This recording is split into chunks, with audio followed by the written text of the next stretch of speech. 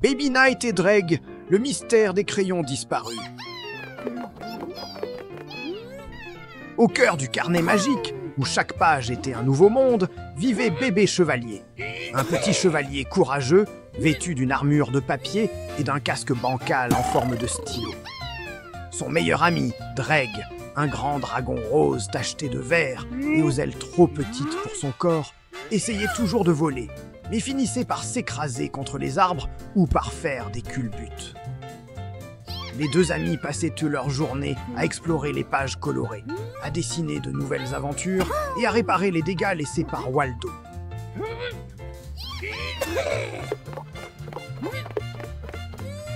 Un jour ensoleillé, alors que Bébé Chevalier et Dreg jouaient sur la page de la forêt, ils remarquèrent quelque chose d'étrange. La boîte à crayons était vide et des traces de pas étaient visibles tout autour.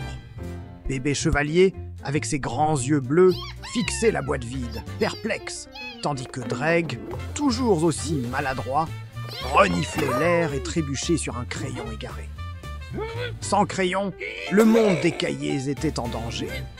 Personne ne pouvait dessiner ni réparer ce que Waldo avait détruit. Bébé Chevalier et Dreg partirent en mission pour retrouver Waldo. Malgré son incapacité à voler correctement, Dreg tenta de porter Bébé Chevalier sur son dos. Le voyage fut semé d'embûches. Dreg s'écrasait sans cesse contre les rochers et Bébé Chevalier s'accrochait fermement à la protection de son carnet, riant du chaos.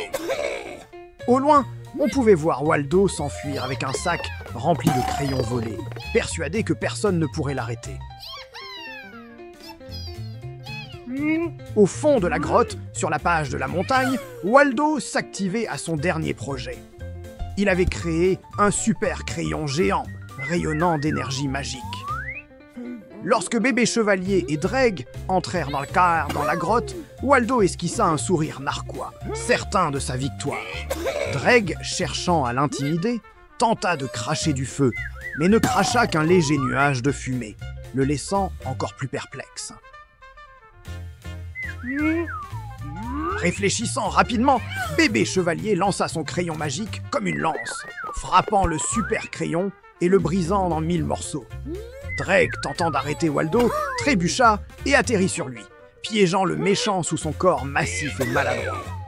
Les crayons volèrent dans tous les sens, tandis que le super crayon se désintégrait et Waldo lutta pour se libérer, complètement vaincu. Waldo vaincu et les crayons retrouvés sains et saufs, Bébé Chevalier et Dreg retournèrent à la page de la forêt. Le monde des carnets était restauré, et les animaux et les plantes célébrèrent. Dreg, comme d'habitude, tenta de voler, mais finit par s'écraser à nouveau, faisant rire Bébé Chevalier aux éclats.